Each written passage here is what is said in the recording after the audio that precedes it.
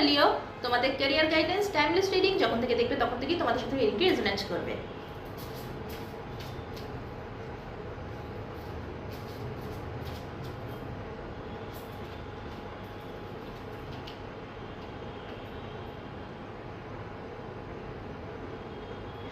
ওকে লিও, তোমাদের জন্য career guidance হচ্ছে তোমরা নিজেদের চিন্তাভাবনার দ্বারা নিজেদেরকে একেবারে শেষ করে দিয়েছো। তোমাদের ক্যারিয়ারে না এমন কিছু হয়েছে, এমন কিছু তোমাদের পাস্ট এক্সপিরিয়েন্স হয়েছে যার জন্য তোমরা আজকে ক্যারিয়ারে এগোতে পারছো না।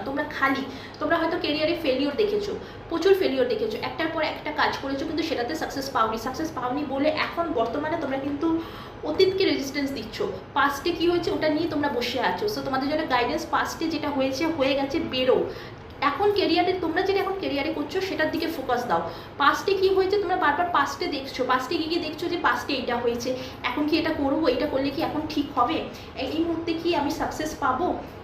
তো তোমরা এই যে ভাবনা চিন্তা করছো, এখান থেকে তোমাদের স্ট্রেংথ আনার দরকার। তোমাদের যে এই নেগেটিভ চিন্তা ভাবনাগুলো তোমাদের মাথার মধ্যে সবসময় চলছে, বারবার তোমরা অতীতে গিয়ে দেখছো যে অতীতে কি হয়েছে, সো এইগুলো করা বন্ধ করো। ক্যারিয়ারে যত তোমরা এইগুলো করবে তত কিন্তু তুমি ক্যারিয়ারে সাকসেস পাবে না, কখনো এগোতে পারবে না। সো যেটা হয়ে গেছে, হ্যাঁ সেটা থেকে শিক্ষা নাও যে এই ভুলগুলো আমি করেছি আর আমি এই ভুলগুলোকে রিপিট করবো না।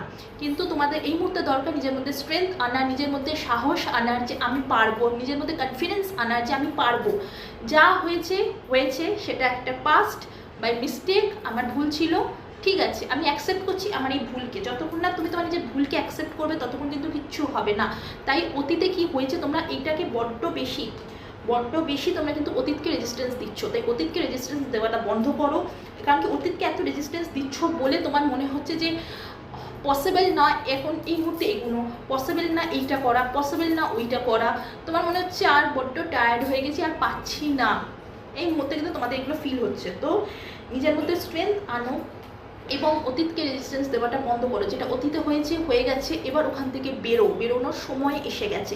যতক্ষণ না তুমি অতীত থেকে বেরোতে পারবে ততক্ষণ কিন্তু তুমি ক্যারিয়ারে ইমপ্রুভ করতে পারবে না, এগোতে পারবে না। সো তোমার আগামী দিনে কিন্তু তোমার কাছে ক্যারিয়ারে অনেক ভালো অপরচুনিটিস আসবে, তুমি কিন্তু সেগুলোকে দেখতেও পারবে না, কারণ তুমি এত অতীতকে রেজিস্ট্যান্স দিচ্ছ।